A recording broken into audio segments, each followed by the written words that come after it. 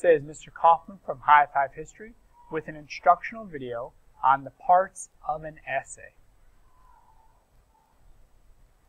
Essay writing needs to be organized, and in this video I'm going to show you how to write an organized essay. That way you are able to better argue or better prove the point or the idea that you are trying to get across to your reader.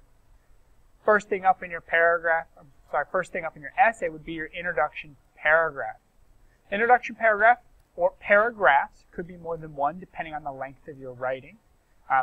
It could be a chapter if you were deciding to write a book, but the format stays the same. You want to hook your reader in, or you want to start your introduction off with some sort of statement. Could be a question. It also could be a statistic or a quote. Something that hooks your reader, meaning makes your reader want to read more. You might want to paint a picture for your reader, meaning using descriptive language to get your reader to imagine something. Either way, your hook wants to draw your reader in and make them want to continue on. Also, introduction, you want to familiarize your reader with the topic, or you want to give some background information. Right? We assume that our readers don't know much about the topic that you're writing about. It's a good assumption to have when you're writing. And you want to give them a little bit of background knowledge, some general information, so that way they know the topic that's going to be discussed. At this point, you have two choices. You could write your thesis if you are at the end of your paragraph, right? And the thesis being the main idea of your essay, right? What argument you're trying to prove. And in your thesis, you could include your sequence of big ideas, right? What are the big ideas that prove your essay? Now, some people like to put their big ideas first. So you might do the hook, background information, list your sequence in order of the big ideas that you're going to use, and then finish up with your thesis. Some people, again, like to combine it all into one sentence. That will be up to you in your writing.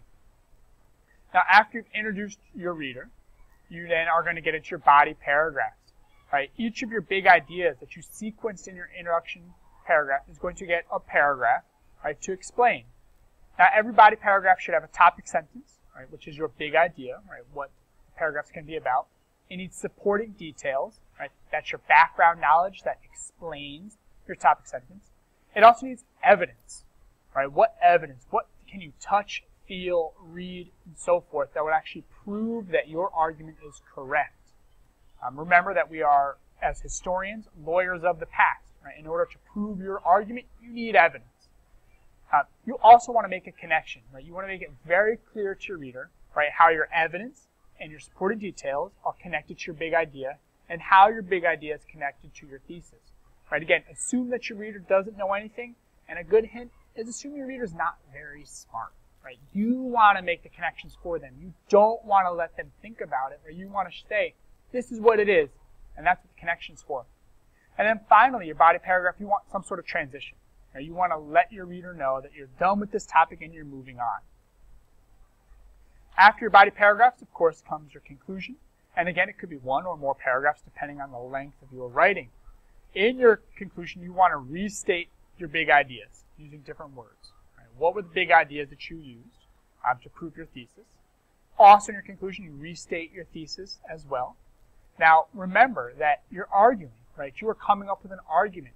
There is no right or wrong answer. You have to convince your reader, right, why your argument is true. Again, you are a lawyer of the past. This is your closing statement, right? You want to leave your reader with something profound, leave your reader thinking, and leave your reader believing that what you laid out in your essay, what arguments you argued, are correct. Now, of course, keep it all formal, right? We want to keep our voice professional, meaning no I, no my, no I think, no wishy-washy language, right? Keep it professional, keep it to the point. So that is it. Mr. Kaufman from High Five History giving you a roadmap to writing an organized and an effective argumentative essay.